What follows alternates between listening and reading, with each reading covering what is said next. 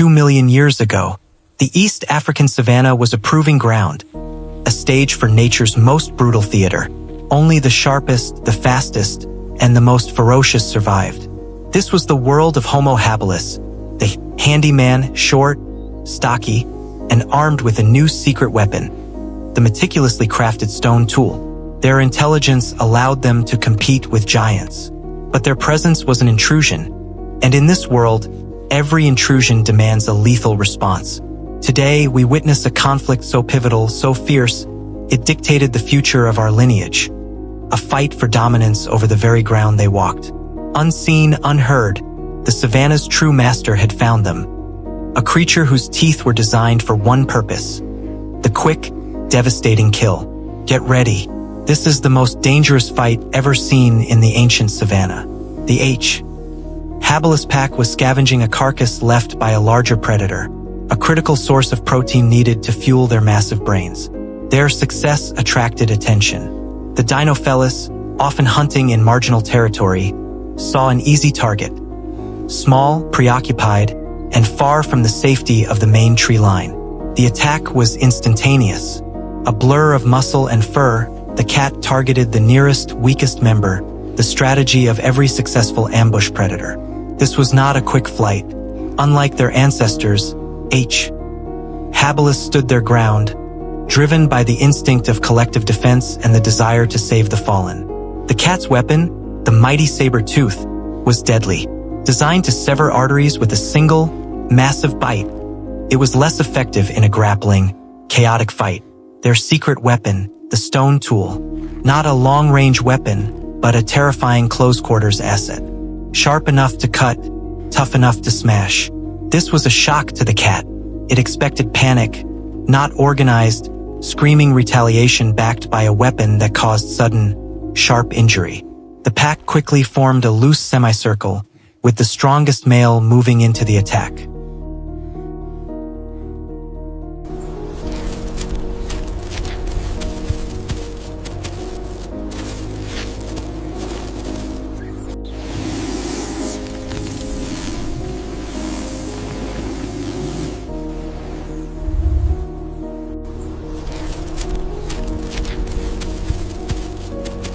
Their goal: distract and draw the cat away from the injured.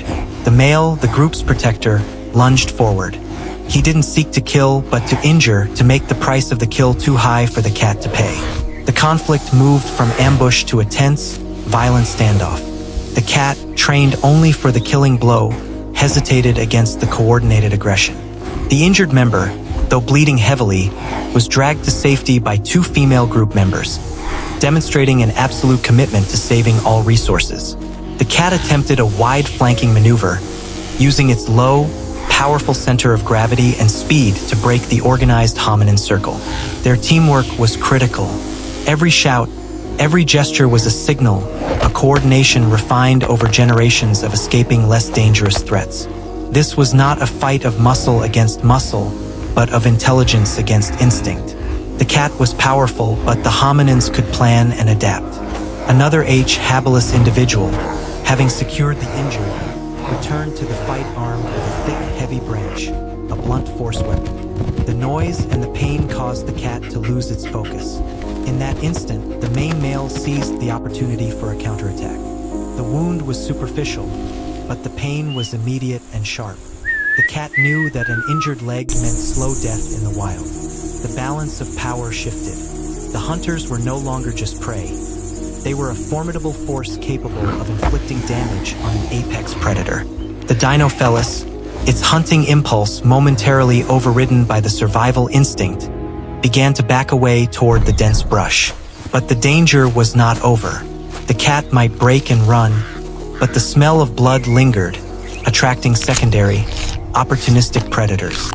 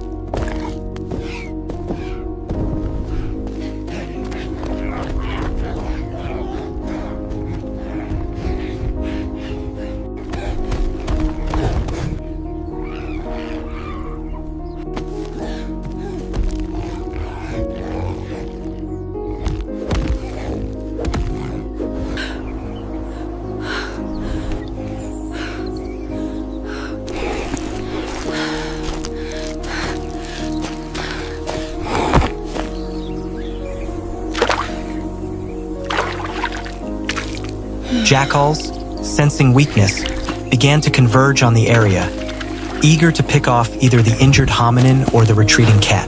The pack quickly decided. They had won the immediate battle, but they could not stay. Their primary focus returned to the survival of the group. The retrieval of the injured was crucial. They carefully loaded the wounded individual onto a makeshift stretcher of woven vines and branches. They left the prized carcass behind, a necessary sacrifice to ensure speed. The jackals and the retreating cat would fight over the spoils. This retreat was as strategic as the fight itself, using the dense, uneven terrain of the ravine to mask their scent and cover their trail. The fight had taught the habilis a lesson. The stone tool was not just for processing food. It was the ultimate equalizer against brute strength. This desperate confrontation was the first recorded use of simple technology to repel a dominant carnivore. Every member of the pack, male, female, young, and old, played a vital, non-negotiable role in the defense. The younger members threw stones from a distance, practicing skills they would need to survive as adults. The elderly were instrumental, providing calm, experience, and the knowledge of how to treat the deep wounds. The habilis mind, larger than any before it, processed the chaos in real time, turning the terrifying encounter into a tactical victory. They navigated the ravine, their bipedal gait allowing them to carry their wounded over obstacles that would halt a four-legged predator. The cat, unable to follow the scent trail effectively, quickly abandoned the chase, recognizing the intelligence of its new opponent. The injured individual was not abandoned. The sheer effort to carry him spoke volumes about their culture. Compassion was a survival trait. They knew that an individual's knowledge, where to find water, how to sharpen a tool, was too valuable to simply discard.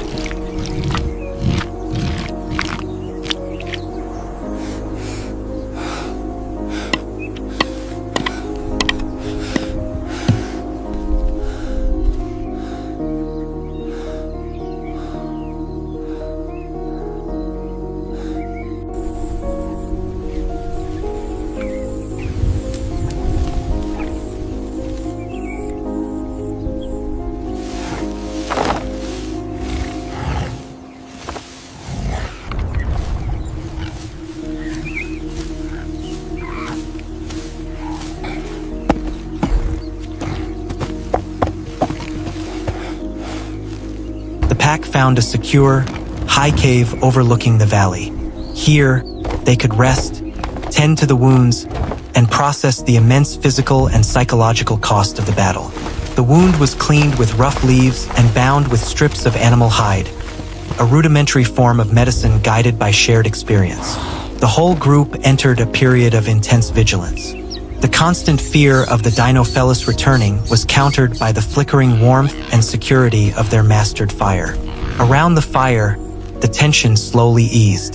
They used specific gestures and calls to recount the events, cementing the lessons learned into the collective memory.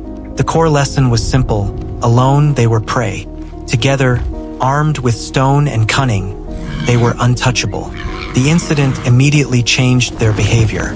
Future scavenging trips were larger, faster, and always included individuals designated solely as lookouts and armed guards.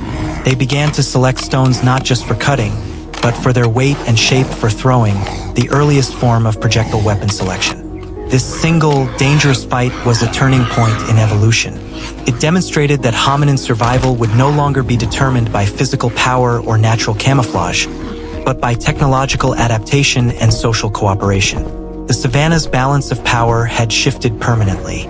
The great cats still ruled through terror, but they had learned to respect the small, tool-wielding creatures that refused to run.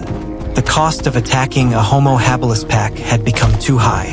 From this day forward, the scent of Homo habilis meant not just food, but the sharp pain of rock and the confusing terror of coordinated defense.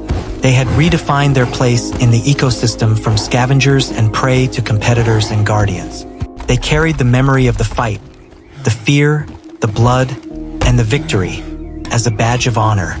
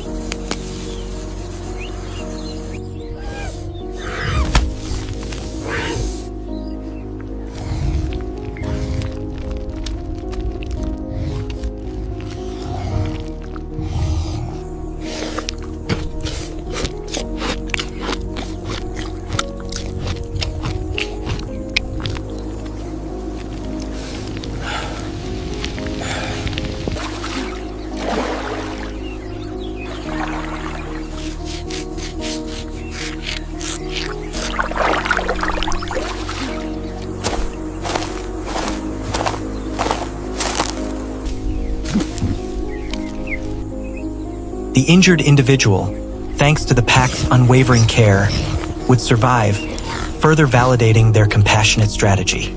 His survival would serve as a living symbol of the power of unity and the strength of the Homo habilis way. They had proven the utility of their intelligence under the most extreme pressure imaginable. The next evolutionary chapter was not about growing larger teeth, but about making better tools, communicating complex strategies, and building a community strong enough to face down a saber-toothed cat. This confrontation was more than just a fight. It was the moment our ancestors declared that they would control their own fate, not simply submit to the laws of the wild. The legacy of that dangerous day still echoes today, residing in our ability to innovate, cooperate, and care for one another. It was the moment the handyman became the guardian of the savanna.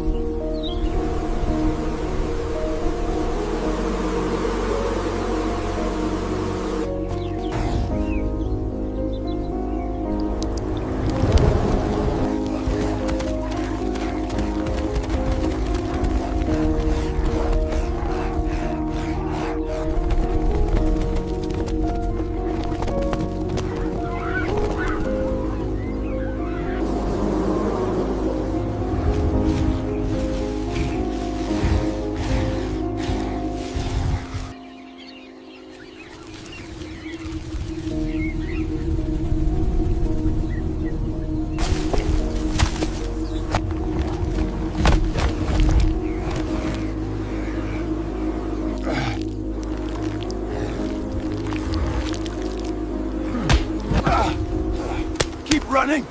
Get away from them!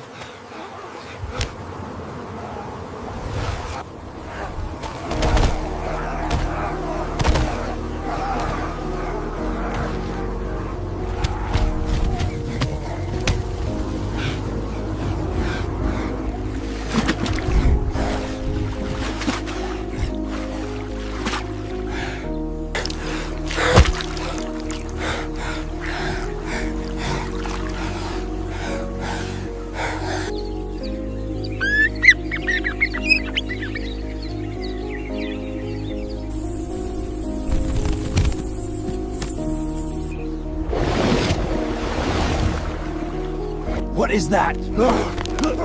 Look!